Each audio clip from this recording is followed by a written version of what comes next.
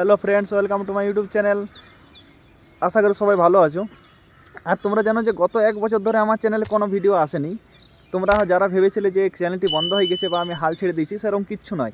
কারণ ট্রেনিং শেষ করার পর আমার পোস্টিং এমন জায়গায় হয়ে যায় যেখানে নেটওয়ার্ক থাকতো না আর ওয়াইফাই ঠিকমতো কাজ করতো না, তার জন্য আমি চ্যানেলে কোনো ভিডিও আপলোড করতেই পারতাম না। তো আশা করছি এবার থেকে আমি রেগুলার তোমাদের জন্য ভিডিও নিয়ে আসবো। তোমাদের যেসব প্রশ্ন থাকে এসএসসি জিডি সংক্রান্ত, রানিং, মেডিকেল এক্সাম, সব কিছু নিয়ে তোমরা যে কোনো কিছু প্রশ্ন করতে পারো।